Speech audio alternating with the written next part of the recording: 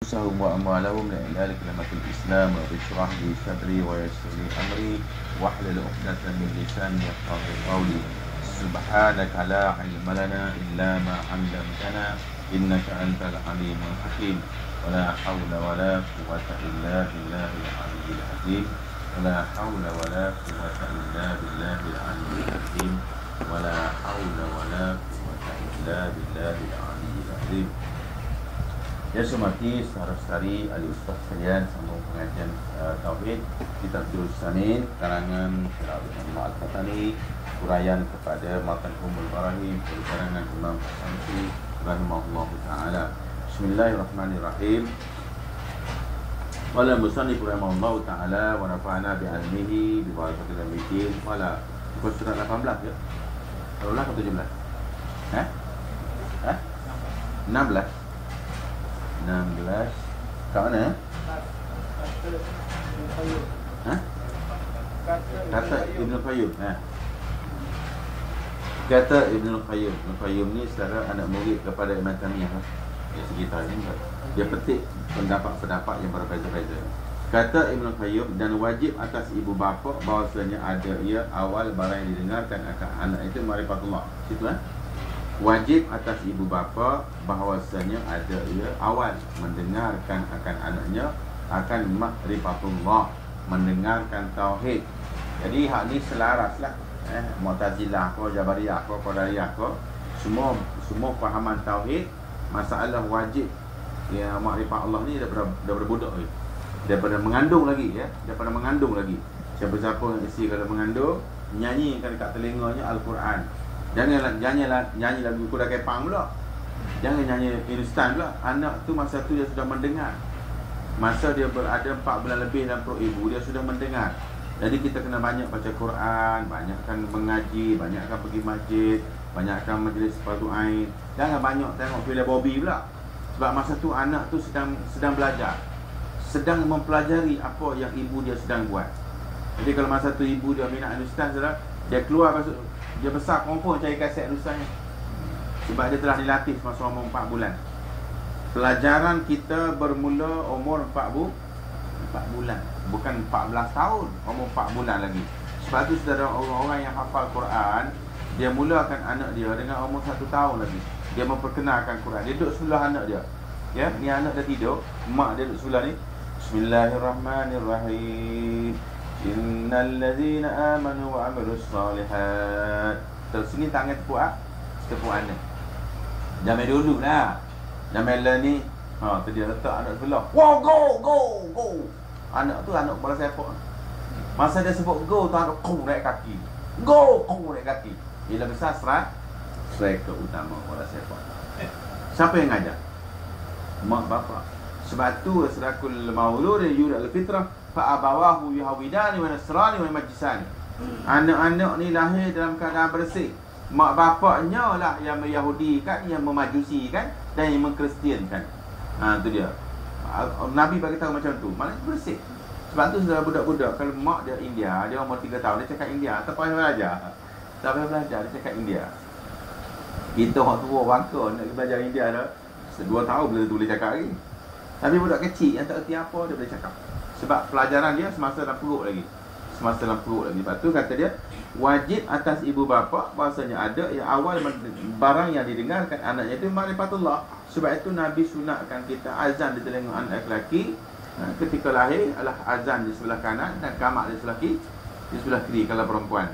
Dan mendengarkan tauhid, dan bahasanya diajarkan kanak-kanak itu apabila berakal. Ya, dah besar sikit lagi ajar. Dah tahu. Allah marah. Allah tak suka. Allah nampak. Macam tu. Barang yang wajib bagi Allah dan barang mustahil atasnya, dan barang yang harus padanya, dan diajarnya pula bahawasanya Nabi Muhammad SAW itu dianakkan di Mekah.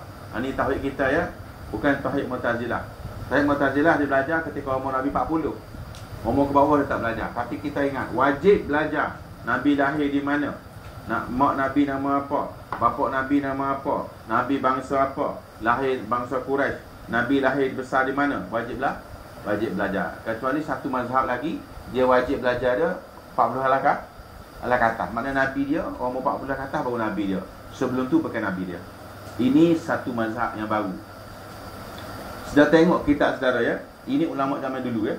Ulama zaman dulu mewajibkan kita mengetahui, diajarkan pula bahawa Nabi Muhammad SAW itu dianakkan di Mekah. Mana lahir di Mekah? Dia lahir umur berapa? Ada ke masa lahir umur 40?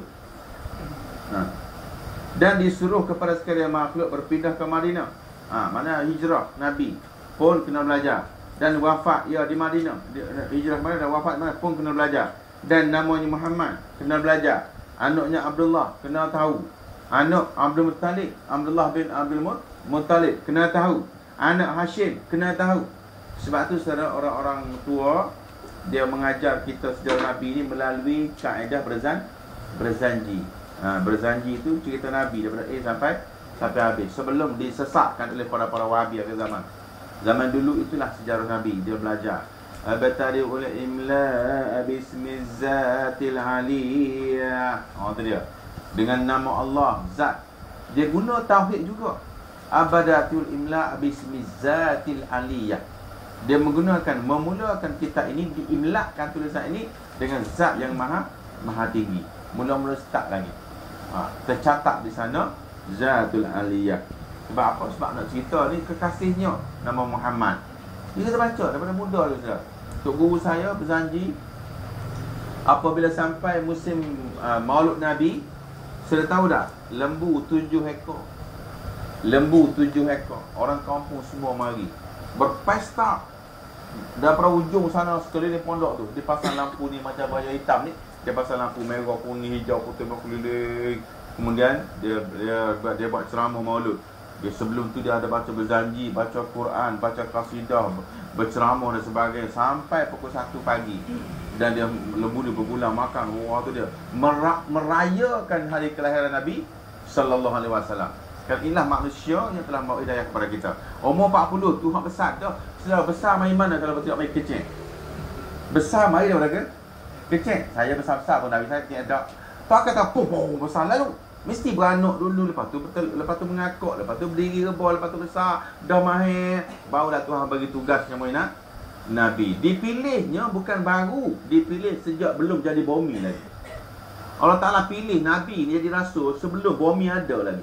Sudah pun tercatat di dalam apa sana, Muhammadur Rasulullah. La ilaha illallah Muhammadur Rasul. Sudah tercatat.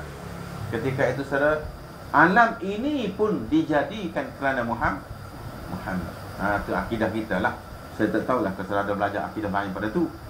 Okay. Kemudian kita tengok di sini tulis wafat kena tahu, mak dia tahu, kembar saudara dia wafat di mana kena tahu. Masa kecil dia bekerja dengan siapa, dia jadi berniaga dengan siapa, kuli dengan siapa, isteri nama Khadijah, berniaga di Syam, jadi kuli, lepas tu kahwin apa sebagainya, kita tahu. Sebab itu sejarah Nabi kita. Lepas tu dia pergi ke Gua Hira, kena tahu. Tahu 40 ke mana cerita. Ni jangan ya saudara-saudara yang ada 45 orang ni berhati-hati. Sekarang ini berkenaan Muhammad ini sudah dipelekehkan oleh ulama-ulama. Sudah tidak membesarkan lagi. Larut Nabi pun tak boleh bid'ah, baca berjanji pun bid'ah, merayakan hari Nabi lahir pun bid'ah. Tapi bola sepak pula hebat pula. Dia puja bola sepak sampai bagi banglo. Tapi orang puja Nabi tak boleh masuk neraka. Tu dia. Sudah tak tahu lah kalau saya anak murid orang ni malang lah. Ya, menghina Nabi sallallahu alaihi wasallam dengan nama-nama yang selekeh dan sebagainya, wal iazubillah. Kita tak ada ya. Mak nak jangankan Nabi, mak dia pun kena hormat. Saudara, jangankan mak dia, bangsa Nabi pun kena hormat. Nabi kata, aku daripada bangsa Quraisy. Siapa yang mencerca bangsaku, maka aku doakan kecelakaan untuknya. Saudara, bangsa dia tak boleh hina, Quraisy. Sebab tu kalau Arab buat salah, orang lama diam je. Sebab bangsa Arab ke Quraisy tu bangsa keturunan Nabi SAW daripada Quraisy. Sahabat-sahabat tanya, ya Rasulullah, Quraisy ni kira daripada mana? Nak kira Quraisy dia start mana Quraisy ni? Anda kata Quraisy ni ialah semua keturunan yang berpunca daripada Kinanah. Itu kira Quraisy. Siapa yang bawah pada Kinanah, maka semua bawah itu kira bangsa Quraisy. Alih atas tu tak kira dah.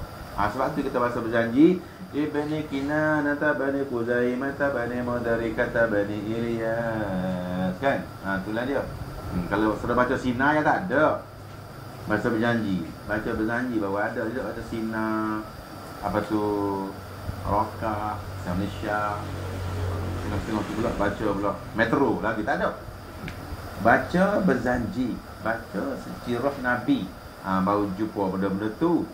Kata setengah ulama, bermula awal wajib atas mukallaf itu nazar. Ulama berbahas. Sebab tu saya kata, saudara kita berdepan di masalah dengan ulama yang sudah berbahas dan sudah berpegang kepada benda-benda yang telah menjadi akidah. Katakan kita bergaduh Mu'tazilah, Jabariyah, Qadariyah, Ismailiyah, Syiah, maka kita berpegang pada Ahlussunnah wal Jamaah. Jadi bila kita tak tahu pegangan kita rasa apa kita belajar tu benar, maka kita lawan orang lah. Kita tengok, kita baca buku, ni dia baca doa lepas semaya, bila kita pelawai orang. Kita tak tahu mari mana ujung pakar, mari mana faham siapa, ulama mana, kita tak tahu. Sebab tu kita jelas je, Ahlussunnah wal Jamaah dari segi sahabatnya macam ni, dari segi qada-qadarnya macam ni, dari segi Rasulullahnya macam ni, dari segi keputusan Allahnya macam ni, surga nerakanya macam ni, siratal mustaqimnya macam ni. Ulama-ulama ni dari segi asal-usul semua sekali berdasarkan kepada bil khawatim, innamal amalu bil khawatim. Baru kita belajar 3-4 pagi kan. Umat Muhammad ini nasibnya ditentukan di akhir hayat, bukan di awal hayat, di akhir hayat. Kalau kita tahu kita mati bila, saudara, kita boleh rock sekarang. Kata guru saya. Tapi awal mu tak tahu mati bila.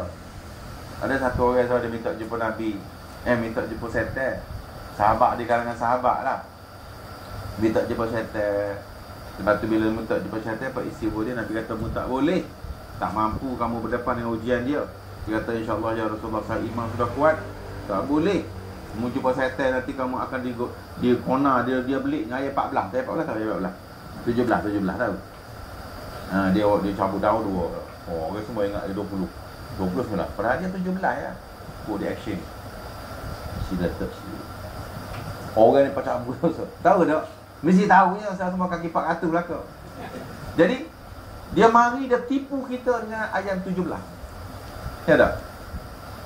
Nabi kata tak boleh, no juga, nak saing dengan setan juga.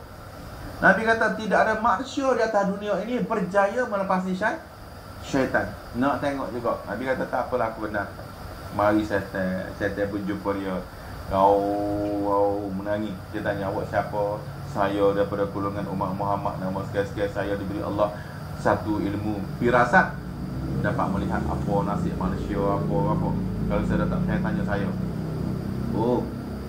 mak saya nama apa? Mak awak nama sekian. Memang betul, awak hebat. Mak saya mati bila? Mak awak mati tahun 1969 ketika 13 Mei. Hebat. Ayah saya nama siapa? Ayah awak nama biar mati ketika pergi Jepun. Tahu lagi. Dia tanya semua tahu belaka. Saya tanyalah saya, umur awak? Saya tahu berapa. Umur saya berapa? Tiuk, saya tak ada tiuk. Berapa tiuknya? Saya kesian tengok awak, alangkah mulianya nasib awak. Saya melihat di Lauh Mahfuz umur awak 90. Tu dia. Dia dengar umur dia tua lagi dekat dia. Berok lah. Rock and roll lah. Wow. Mari music, mari apa semua gitu gini. Sekali mari malaikat maut. Sampai telefon ajar. Dia datang setan nipu saya. Benda setan ni. Marah ke setan mari pula. Saya berlepas tangan. Saya kona-kona saja. Mungkin percaya buat apa. Ini berlaku zaman sahabat. Ada pula orang zaman moden ni minta sayang setan.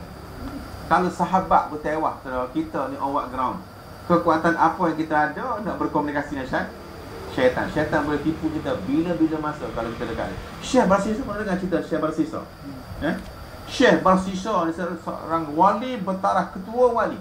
Anak muridnya 70,000 berterbangan di udara. Begitulah makamnya tinggi.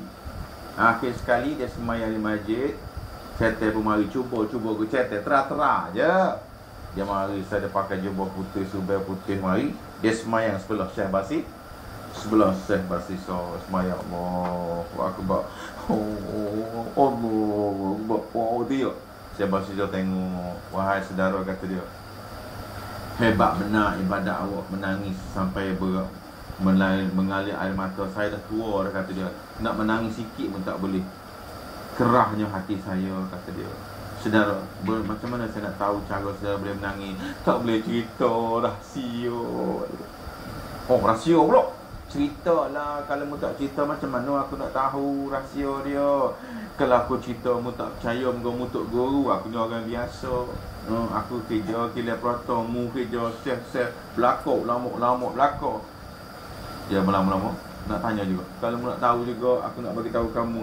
Dulu aku ni jahat. Aku kaki keropok, kaki menyamung, kaki minum arak, segala-gala. Maka satu hari aku mengaji-mengaji, aku sedar. Maka aku insaf dosa aku. Maka sebab itulah aku menangis. Ada pun mu, kata dia, mu tak pernah buat salah, sebab tu mu tak boleh menangis, kata. Dia pun boleh jadi juga. Jadi cara mana aku nak menangis? Mu kena buat dosa dulu. Lepas buat dosa, taubat, baru sedap menangis. Sebab tu saudara dah menangis, bawa buat dosa. Jadi setai nanti. Lepas tu dia terang lah. Ya, saudara kata dia, apa dosa aku nak buat? Mu boleh pilih, kata dia, aku tiga. Hak besar-besar mu pilih, hak engel-engel lah, kata dia. Ya, pertama mu minum arak. Kalau mu suka berat minum arak, mu bunuh orang. Kalau tidak mu suka mu berzina, mu pilih lah salah satu dia, kata dia. Enggak ulama, dia pilih, maka cek sekali. Kalau dia minum, kalau dia berzina, katok dia ayah dia pula. Kena cicit 17. Kalau dia bunuh orang, hukum bunuh. Betul tak? Kena gantung. Mandatori. Dia pilih minum arak. Saudara Syekh kata dia, mu pilih apa? Aku pilih minum arak. Bandamu, kata dia. Pilih dosa hak kecil sekali. Lepas tu bila dah minum arak, apa jadi? Mabuk. Lepas mabuk apa jadi? Bunuh orang. Lepas bunuh orang apa lagi? Rogo anak pakcik tu. Lepas tu apa jadi? Dikejar oleh orang kampung. Lepas tu beberapa bulan kemudian mengandung. Dia bunuh pula anak tu lagi. Akhir sekali dia ditangkap dan dijatuhkan hukuman sula. Sula tahu sula? Sula ni jangan jumpa kali zalim, rodok belakang apa lah, kita tak tahu. Maka dia dijatuhkan hukuman sula. Ni bukan zaman Nabi Muhammad tahu. Ni kisah-kisah zaman dulu, zaman Nabi-Nabi dulu. Okey. Kemudian ketika dia nak dijatuhkan hukuman, setan datang lagi sekali. Dia tengok setan mai pula. Nak tipu pula dah datang menatang ni. Baru ni dah tipu aku, mu tengok aku ni. Tak aku nyaya ni, ikut nasihatmu lah ni. Sebab tu jangan minta jumpa setan. Ni Syekh Basisa. Anak murid dia berpuluh-puluh ribu. Lepas tu ikat tangan kat belakang dia. Setan kata apa? Ya, aku tahu mu nak suka nak nasib mu kurang baik, kata dia. Jadi sekarang aku mari ni bukan apa, kalau mu nak tolong aku setan. Aku boleh tolong mu, kata dia. Cuma kejap lagi pengawal-pengawal datang bawa tombok berdengung. Mu tengok pengawal dah dekat dah, tapi kalau mu nak tolong aku minta tolong aku boleh tolong. Macam mana mu tolong? Aku boleh tolong aku. Mu mana dia nampak aku setan? Mana dia menampak aku? Aku boleh lepas tali dia, mu lari lah. Mu lari lah pergi luar negeri kau. Ambil pasport antarabangsa lari. Sekurang-kurangnya lari Thailand, kata dia. Takut kau boleh tak? Oh, dia fikir-fikir ya juga. Lepas tu lah kau nak tolong aku. Aku kerak tali, mu lari lah, kata dia. Syaratnya ada. Syarat dia apa, wahai setan? Nak lagi. Dah kena tipu percaya lagi. Syarat dia, kata dia, mu sujud kata. Aku nak sujud mana? Aku kena ikat belakang ni, kata dia. Tak boleh sujud. Mu nampak tali sini badan aku ni. Tak apalah, wahai Tok Guru. Kalau mu nak setuju dengan syarat aku, mu sujud tengah kelopak mata. Tak apa dah, kata dia. Buat gini tak apa dah. Kira okey dah, kata dia. Tok Guru ni pun sujud ke saya.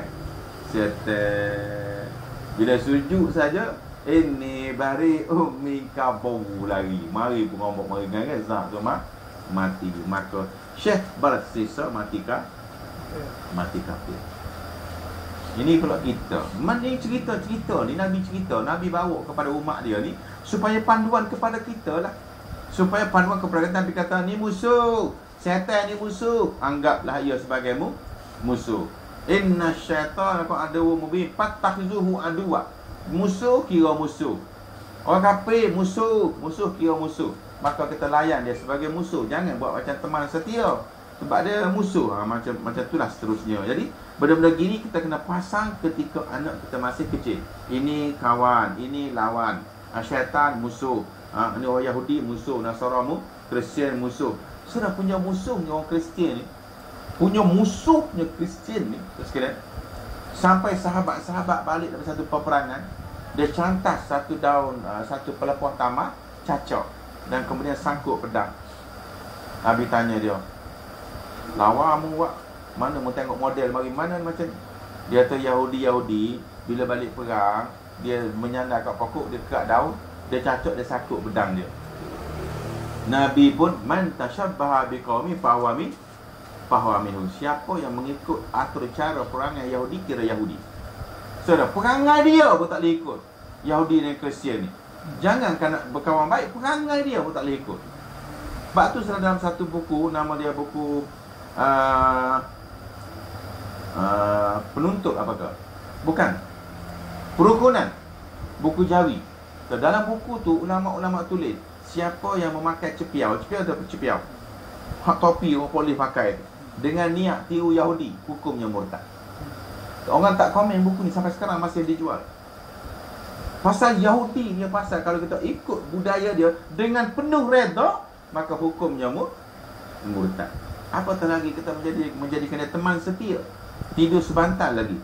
Maka sebab tu sudah benda gini kena tengok dalam kitab lah, jangan tengok dalam surat khabar. Tengok dalam kitab, jumpalah. Man tashabbaha biqaumin fahuwa minhu. Sebab tu kita tashabbahkan dengan budaya Nabi. Ikut budaya Rasulullah, budaya ulama, budaya sahabat. Dia suka apa, dia pakai apa, dia minat apa, maka itulah kita punya qudwah. Budaya tu juga dikira dalam agama. Budaya, pakaian kita, minat kita, hiburan kita tu kira budaya. Kata dia jangan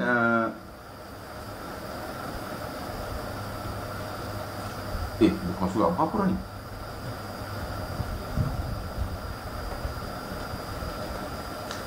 Terbalik satu je. Maka wajib bagi umat Muslim atas pengaruh padanya dan diajarkan pula Nabi Muhammad itu dianakkan di Mekah, disuruh kepada sekalian makhluk berpindah ke Madinah dan wafat di Madinah, dan namanya Muhammad, anak Abdullah, anak Muttalib, anak Hashim. Dan kata setengah ulama bahawasanya bermula awal wajib atas Mekah itu nazar. Nazar ni bermakna fikir dengan akal dulu, kaji dulu, yakni fikir dan tilik pada segala makhluk ini hingga dikenal akan Tuhan, kemudian maka tasdikkan. Ini satu mazhab.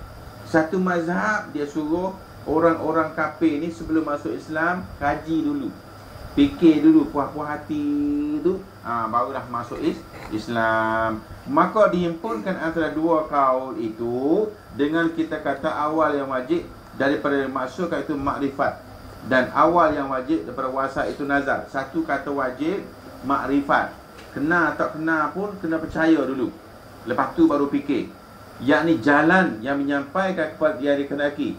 Kerana jika kita lazimkan tasdik dengan barang yang tiada ketahui, ia sahnya membawa kepadanya beriman ia, kemudian maka tilik, maka jika nyata benarnya berkekal atas imannya, atau nyata salah maka kufur ia, atau membawa kepada persamaan Nabi dan yang bukan Nabi kerana tiada tandanya, maka dibenarkan juga. Soal, bila berlaku dua masalah ini, maka timbul persoalan.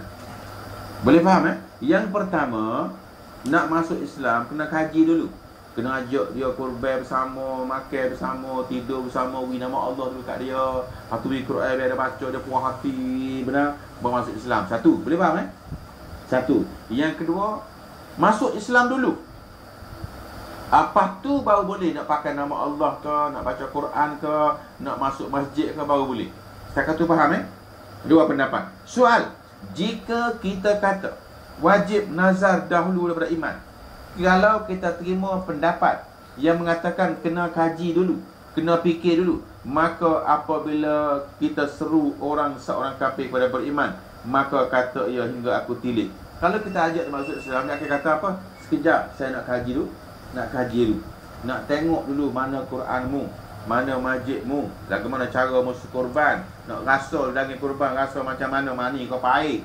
Lepas tu nak tengok puas aku, sekiranya aku puas, aku masuk Islam, kata dia. Maka bahawasanya aku pada hari ini dalam tangguh nazar. Sekarang ni aku tak nak Islam lagi, aku tengah buat kajian, betul ke tidak.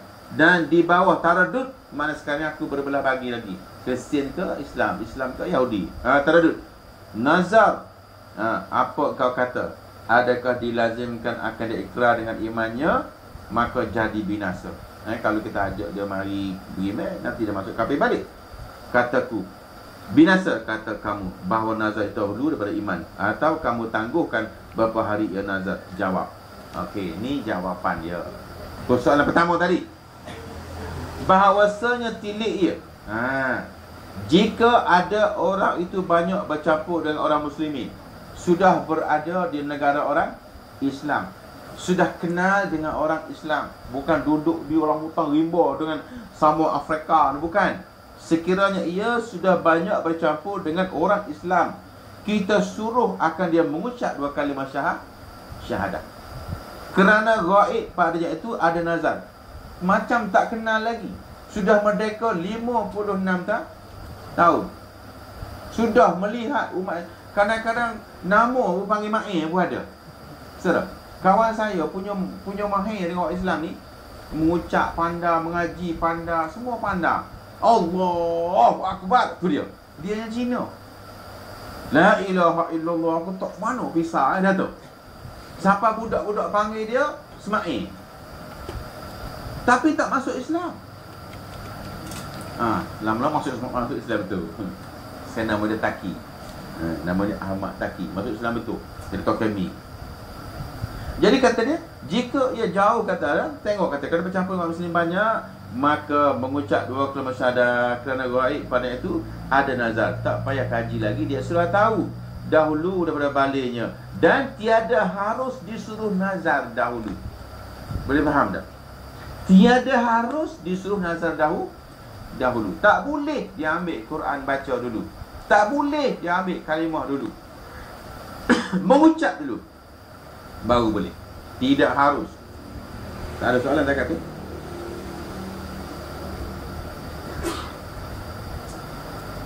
Soalan ni dijawab oleh kitab kan?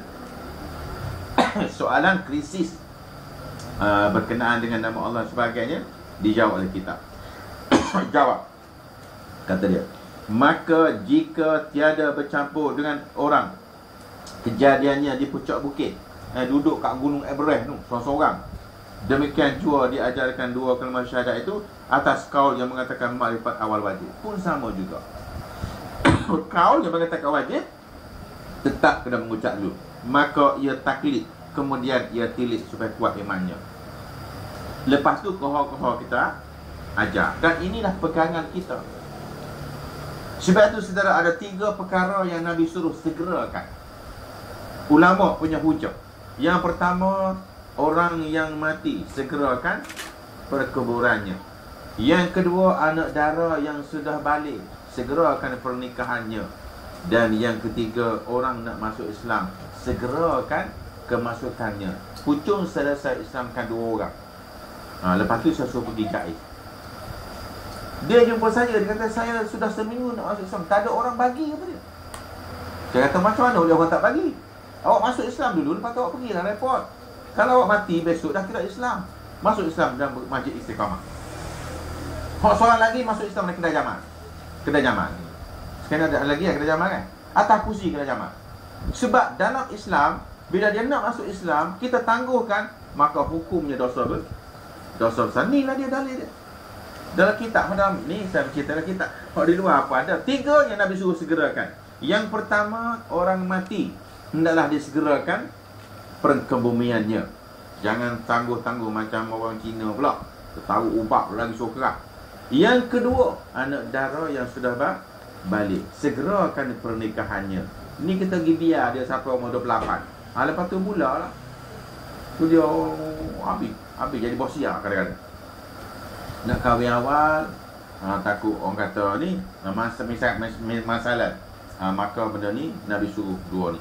Yang ketiga, orang nak mengucap 2 kalimah syahadat, orang nak masuk Islam, segerakan. Misal kata sudah duduk tabah macam ni, saudara saya, Ustaz, saya tu Haji, saya beragama Kristian, saya datang dari Sabah, saya asalnya orang Iban, saya ni bangsa Iban, tapi saya masuk Islam, boleh ke? Boleh. Bila boleh masuk? Sekarang lah. Boleh ke? Boleh sekarang. Tak, ni tak, jangan suruh mandi sekarang. Ni suruh mandi berok lu kecing tak payah. Suruh terus. Kau pegang tangan dia, kalau lelaki lah, jangan perempuan pegang pula. Pegang tangan dia, asyhadu an la ilaha illallah wa asyhadu anna Muhammadar Rasulullah. Suruh dia mengucap, ikut kita. Maka Islam lah dia. Ini fahaman pegangan kita. Tetapi jadi kafir, nampak tak? Tetapi jadi kafir orang yang tidak mengajar dua kalimah syahadat. Apabila datang orang kafir minta ajar akan dia, dia nak minta masuk Islam, kita kata tunggu dulu. Mau pergi dulu isap-isap rokok lepas habis fikir-fikir dulu. Jatuh kafir. Atau ditangguhkannya seperti dikatanya, nanti sesaat aku pergi basuh tubuh dulu. Kejap ya, aku nak mandi. Lepas aku mandi kita masuk Islam. Pun tak boleh. Kamu dahulu tak basuh kaki kamu dulu, ataupun nak masuk Islam, pergi mandi-mandi dulu, relax dulu sekejap, makan roti dulu. Tak boleh. Kalau boleh juga, maka jadi kafir. Jadi kafir orang yang tiada mengajar dua kalimah syahadat. Apabila datang orang kafir minta ajar akan dia atau ditangguhkan, pun tak boleh tangguh. Kena segera. Ni dak beri dulu, biar dia baca Quran dulu, dia dah takbir, meramal takbir. Saya bangga, saya terharu. Orang-orang India bertakbir kepada Allah Subhanahu Wa Taala. Alhamdulillah. Tuan-tuan, alhamdulillah. Hindu sudah pandai bertakbir. Alhamdulillah. Orang Islam seramu lagu tu. Dibucung pula tu. Pasal apa jadi gitu? Pasal tak baca durusan ni. Pasal tak belajar ilmu tauhid pegangan Ahlussunnah wal Jamaah. Duk baca fahaman lain. Fahaman tadi kita tak pakai. Fahaman yang suruh kaji dulu kita tak pakai. Ni hujah kita. Maka jika tiada bercampur dengan orang banyak, kata dia, seperti berada di puncak bukit, demikian jua diajarkan dua kalimah syahadat pun sama.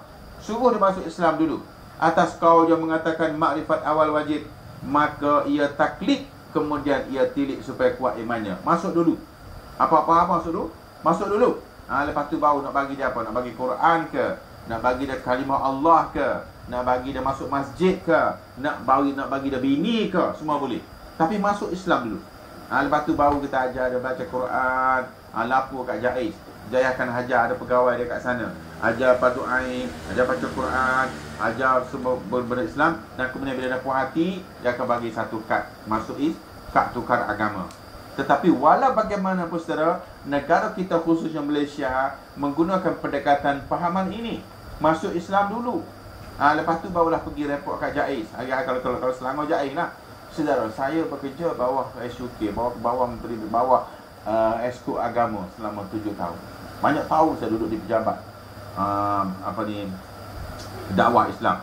Banyak orang mari masuk Islam ni cara sama. Islamkan dia dulu, lepas tu kita bagi nombor telefon, sudah report dekat pejabat, dekat MAIK sana. Dia report dekat pegawai agama akan ambil nama dia, dia akan lapor diri seminggu sekali ke 2 minggu sekali ke, sampailah dia puas hati boleh baca Quran, dan dia akan bagi satu kad tukar agama. Dan kad ini bawa pergi pendaftaran, tukar IC baru. Berjalan di Malaysia. Ini fahaman di Malaysia. Selain daripada fahaman ini, suruh kaji dulu. Ini bukan fahaman Ahlussunnah wal Jamaah. Supaya kuat imannya. Kerana bahasa adalah Nabi SAW dipada kena ikrar dua kalimah syahadat. Sebab Nabi menggunakan kaedah mengucap sahaja dulu. Pernah berlaku dalam peperangan saudara, Zaid bin Sabit pernah membunuh seorang tawanan perang yang sudah mengucap dua kalimah syahadat. Apabila dia berperang, orang kafir ni kalah dan Zaid angkat pedang, dia mengucap dua kalimah syahadat. Maka Zaid terus membunuh orang ini dan balik jumpa Nabi SAW. Nabi kata apa? Ya Zaid, apakah kamu dah belah dada dia? Kenapa kamu bunuh dia? Ya Rasulullah, dia masuk Islam kerana saya takut pedangku. Rasulullah tanya dia, ya Zaid, apakah kamu dah belah dada dia? Mu tengok kerana apa dia? Mu tahu hati dia. Sebab saudara sekalian, dalam kes Islam sama juga dengan kes nak keluar daripada agama Islam. Dia tidak sah kalau tidak menggunakan keyakinan diri. Syarat masuk Islam yang pertama ialah ikrarun bil lisan. Ikrarun bil lisan. Yang kedua, tasdikun bil qalbi. Tasdikun bil qalbi. Yang ketiga, wa amalun bil arkan. Salah satu ni, saudara, baru kafir. Salah satu baru Islam. Tidak. Dia kena semua ni cukup baru sah imannya. Yang mula-mula ikrarun bil lisan. Ini kita kata masuk Islam. Masuk baru.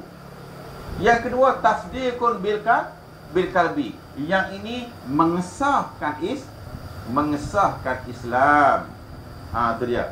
Wa amalun bil arkan. Maka di sini barulah dia dikatakan orang Islam. Salah satu saja secara tidak sempurna. Macam juga orang keluar agama Islam. Okey, orang keluar pula. Yang pertama ikrarun bil lisan. Dia jumpa kita, dia kata apa? Saya benci kepada Quran. Dia dengan lidah dia. Hukum dia sebenarnya murtad. Hukum dia murtad. Tetapi kalau di hatinya tasdiqun bil qalbi. Di hati dia mengatakan, aku mengatakan itu kerana nak banglo. Siapa yang masuk Kristian boleh banglo satu, bini satu. Maka dia hukum di dunia bunuh, dan hukum di akhirat dia tetap beragama Islam. Ni hukum lain antara Islam dan iman tidak sama. Sebab dia keluarnya dengan lidah, tapi hatinya tetap beriman kepada Allah. Maka di dunia dia dikira murtad, tetapi di akhirat dia dikira Islam. Sebab apa? Tasdiqun bil qalbi, tetap dengan Allah Subhanahu wa taala. Sebab tu kita jangan semena-mena salah satu bertiga, tak ada. Salah satu daripada tiga ini untuk mengesahkan syurga dan neraka. Satu ini mengesah masuk Islam. Kemudian satu lagi mengesahkan Islamnya. Dan satu lagi ini sebagai ahli orang Islam. Dia kena semayang, dia kena zakat, dia kena minum arak, kena tinggal, dia kena pergi Jumaat dan sebagainya. Jadi cukup semua ni tadi, barulah dikatakan orang-orang ini ialah ahlus sa'adah. Begitu juga orang yang bersawinan-winan. Kita pergi tengok orang tu duduk sebuah kubur tu menonggeng je. Kalau ikut kepada Islam, dia sudah kira murtad. Tetapi oleh sebab kita tak tahu dia menonggeng ni pasal apa hatinya, mungkin dia cari cacing. Mungkin dia menjunam tu tadi sebab dia sakit perut, kita tak tahu. Kita tengok dia sujud kat kubur saja, murtad. Maka orang-orang yang berislam, yang beragama Islam, yang mengucap dua kalimah syahadat, asyhadu an la ilaha illallah, kan? Ada kalimah ini, la ilaha illallah ini ada dalam diri dia, maka orang ini dikira sebagai ajaran sesat ataupun dikira sebagai khurafat. Ulama tidak letak dia murtad. Ulama akan letak dia khurafat. Ulama akan letak dia ajaran menyeleweng daripada ajaran Islam. Sebab apa? Khawatir takut dia kekal beragama Islam. Sebab dia sudah mengucap dua kalimah syahadat. Berbeza dengan pendapat agama baru. Agama akhir zaman saya sekarang, tolak sikit saya murtad selalu. Selalu keluar kat mulut saja. Hai, Quran ni betul ke? Oh, kafir, datang tu kafir. Neraka kekal abadi. Kafir saja. Sedangkan mengikut kaedah pelajaran tauhid, selagi dia mengucap dua kalimah syahadat, dosa-dosa lain itu dikira sebagai antara dia dengan Allah. Inilah fahaman kita Ahlussunnah wal Jamaah. Sebab saya kata setelah mari kat sini, saudara tahu tak apa itu Ahlussunnah wal Jamaah? Saudara tahu tak apa fahaman Wahabi? Berapa kali saya baca kat sini buku Wahabi yang tebal saya beli kat Mekah, kan?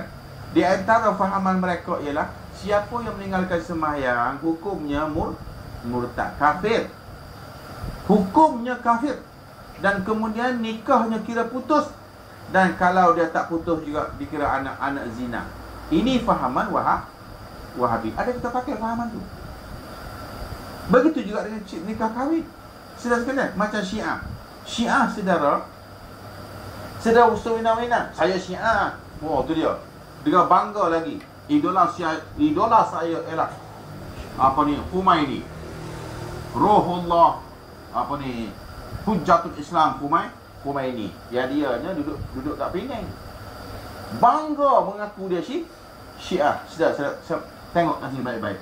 Apabila berlaku perselisihan antara Sayyidina Ali dan Muawiyah, krisis pelantikan khalifah, maka Muawiyah membangun mengangkat senjata dan Ali terpaksa melawan. Dan ketika itu umat Islam pecah dua. Satu di bawah pimpinan Muawiyah, satu di bawah pimpinan Ali.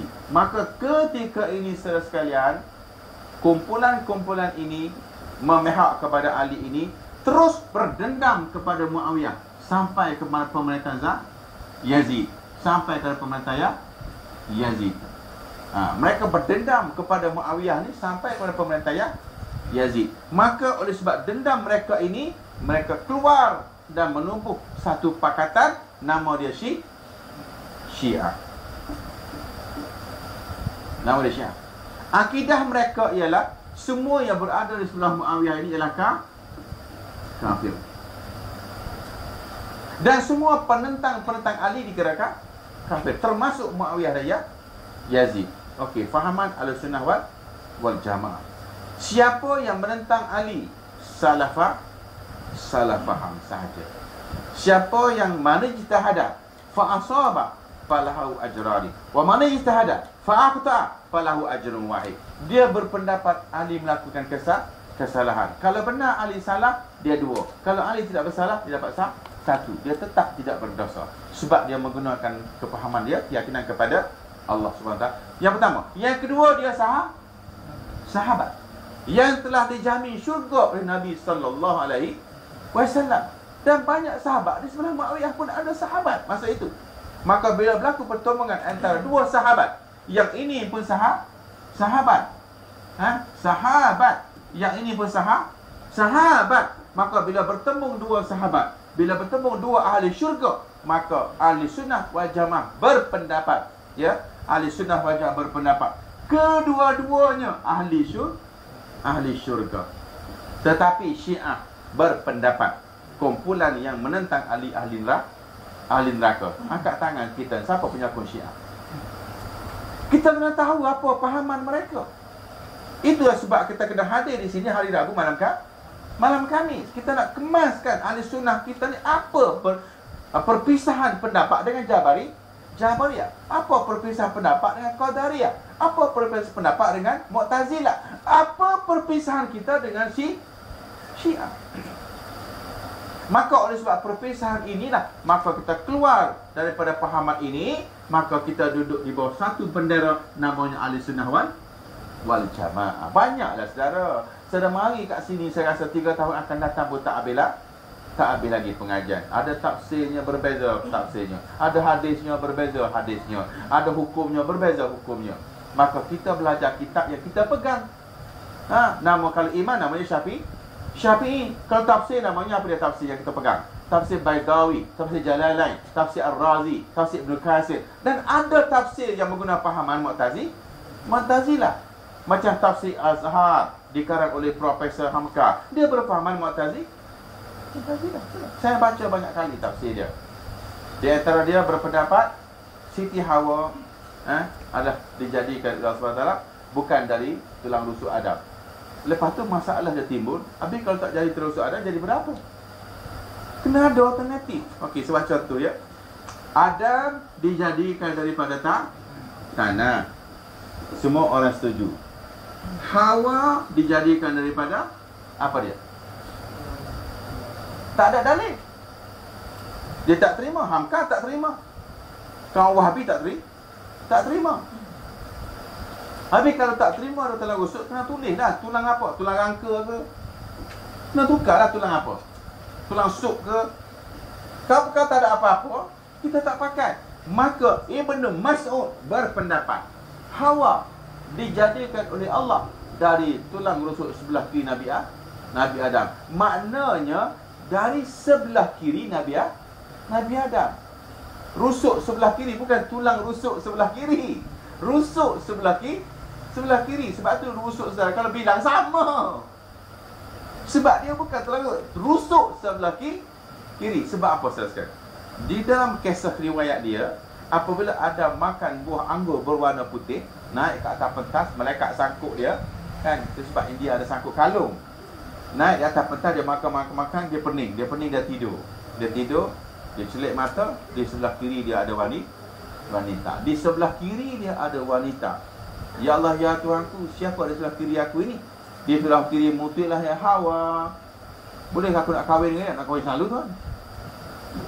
Bolehkah aku nak kahwin dengan dia? Dia kata memang aku buat untuk kahwin. Tetapi wahai Adam, ada mas kahwin. Mas kahwinnya ialah selawat 3 kali.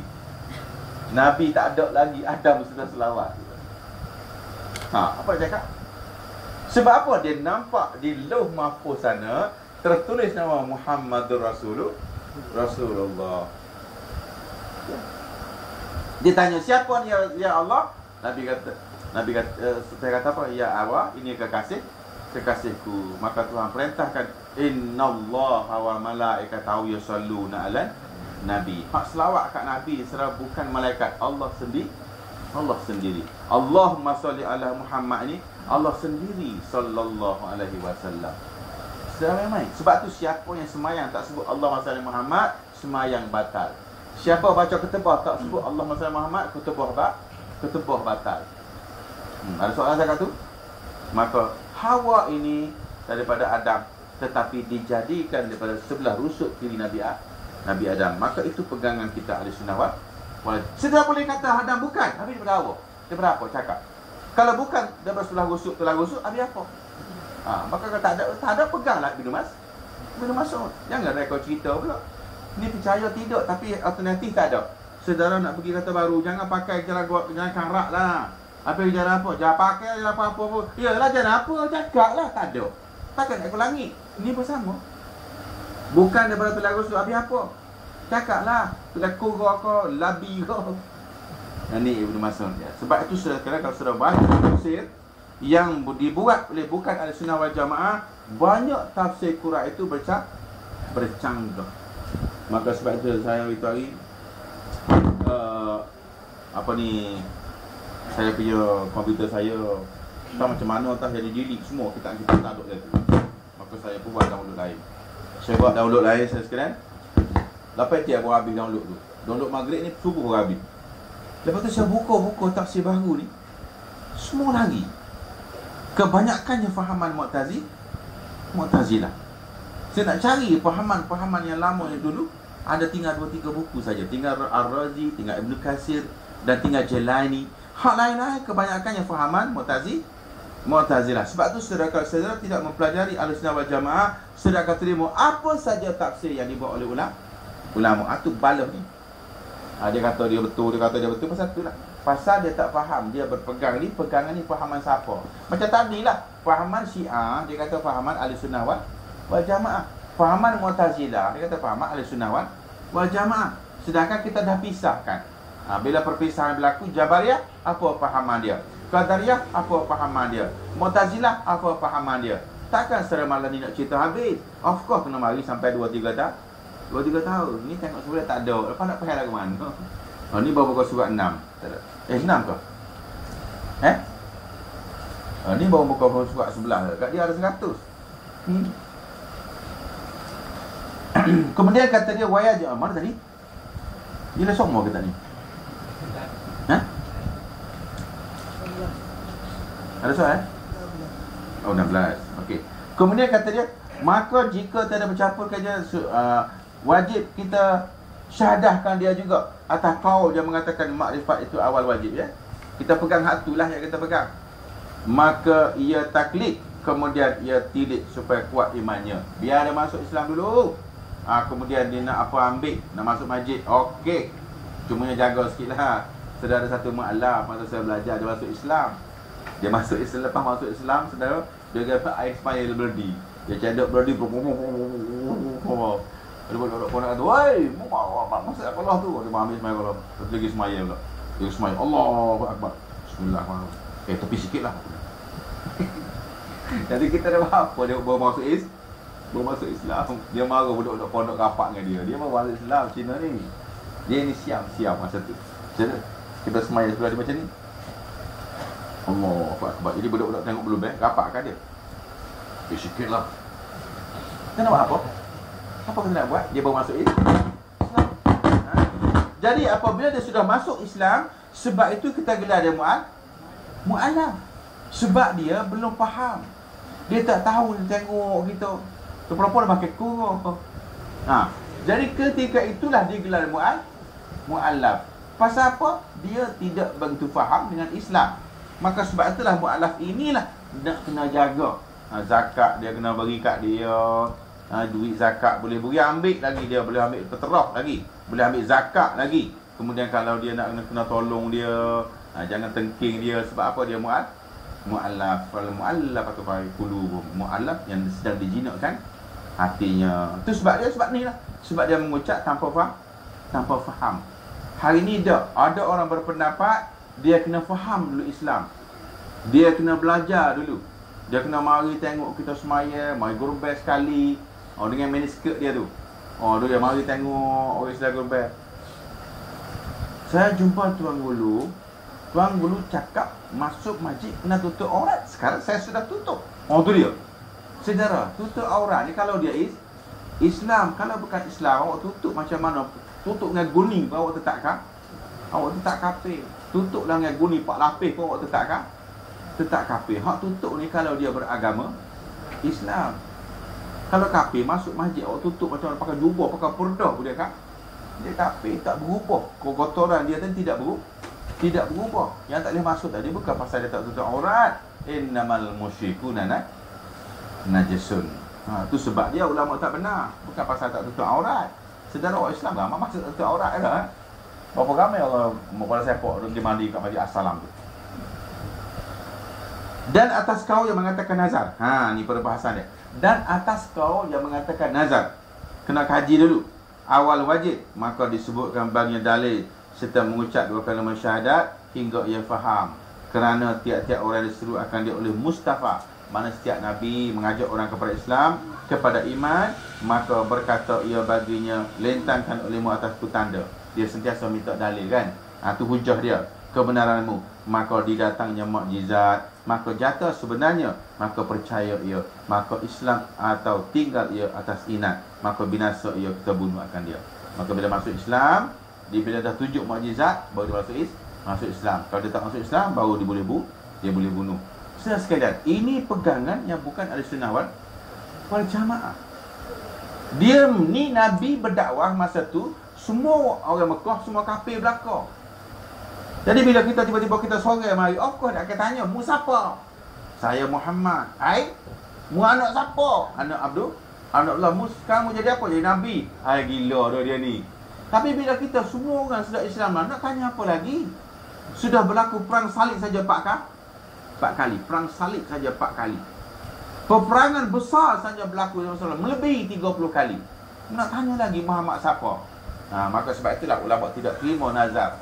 Ulama Al-Sunnah pilih nak masuk Islam, mengucap dulu. Lepas mengucap, baru dia boleh ambil hak-hak Islam. Nak makan ke, nak sembelih ayam ke, nak kahwin ke, nak pergi haji ke, baru boleh. Nak pegang Quran ke. Sudah pernah satu masa sahabat-sahabat nak pergi keluar negara berdakwah. Dia tulis beberapa ayat kat kertas. Nabi tanya, nyawa apa kat belakang tu? Sahabat kata, ini Al-Quran, dia cantik.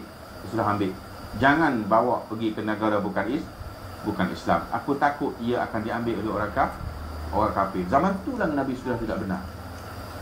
Tidak dibenarkan dipegang oleh orang kafir. Yang sekarang ni sebenarnya yang tulis ni bukan Nabi suruh. Ini pendapat Sayyidina Umar. Zaman Nabi tidak ada. Malah sahabat-sahabat tulis di kertas nak bawa pergi ke luar negara di Yaman. Nabi tidak benar. Nabi kata, jangan kamu bawa cebisan Al-Quran ini. Aku takut ia diambil oleh orang kafir. Yalah, bila dia ambil, dia tahu aja lah. Dia tahu dah jambel lah, dia buat buku-buku siapa lah.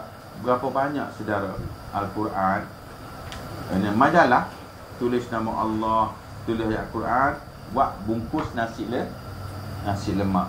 Jaiz dapat kesan berapa banyak kedai-kedai yang ditangkap menggunakan bungkusan, menggunakan ayat Al-Quran. Dan tak lama lagi cebisan-cebisan nama Allah, orang-orang Yahudi Kristian buat main. Sebab apa? Dekat Bible dia sudah cetak 1000 biji. 100,000 biji akan dicetak, ditulis di nama Allah. Bayangkan kalau kitab-kitab ini dibuang di gereja-gereja di zaman-zaman, siapa nak bertanggungjawab? Sebab dia bukan Quran. Tapi di dalamnya ditulis nama Allah. Sebab itu kita tidak benar. Sebab kemuliaan. Saudara masuk jamban buat Quran boleh tak?